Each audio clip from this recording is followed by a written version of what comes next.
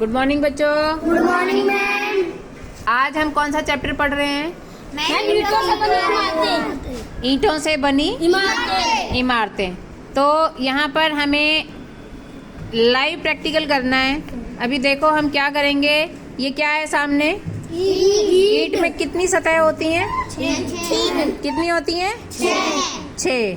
अच्छा, अब ये आपके सामने जो ईंट पड़ी हुई है, इसको ये हमने इस तरीके से रखी हुई है सीधी करके।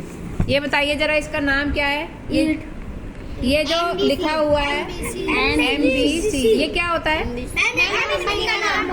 क्या होता है? ठीक है, चलिए अब हम इस ईंट को नापते हैं। अच्छा ये बताओ, तुम्हें सभी अपने अपने एंगल से देखेंगे और मुझे बताएंगे कि ईंट के आपको कितनी सतह दिखाई दे रही है?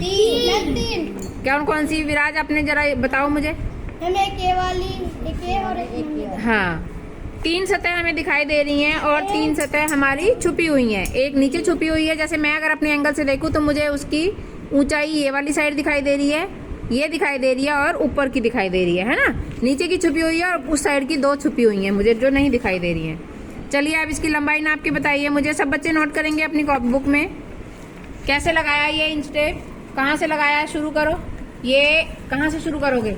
कॉर्नर देखो इसका, कॉर्नर। हाँ, यहाँ से 0 से शुरू करके कितनी है ये? 22 सेंटीमीटर। लिखो, नोट करो सारे बच्चे अपना। 22 सेंटीमीटर इसकी लंबाई हो गई ईंट की। और चौड़ाई दिखाओ जरा कितनी है? चौड़ाई को नापो। चौड़ाई, चौड़ाई बेटा, ऊंचाई नहीं बोला। चौड़ाई, चौड़ाई कौन सी बताई थी? चौड़ाई ये वाली होती है चौड़ाई। लंबाई और चौड़ाई रेक्टेंगल में होती है ना ईंट। 0 से शुरू करनी है, 0 पे रखना है एक कॉर्नर। कितनी है? 10 ये देखो, सेंटीमीटर। हाँ 10 सेंटीमीटर हो गया, नोट कर लिया। अब इसकी ऊंचाई नापो जरा। ऊंचाई साइड से नापो, ऊंचाई 6 सेंटीमीटर। तो देखा आपने, एक ईंट की लंबाई, चौड़ाई और ऊंचाई किस तरीके से नापते हैं, देख लिया सबने? Yes ma'am. समझ में आ गया? Yes ma'am. तो अब आप जब भी कभी बाहर जाओगे तो आप देखोगे कि लगभग इसी साइज की सभी ईंटें होती हैं। फर्क सिर्फ उसमें कंपनी का होता है और उसकी मजबूती उसकी बनावट के ऊपर डिपेंड करती है।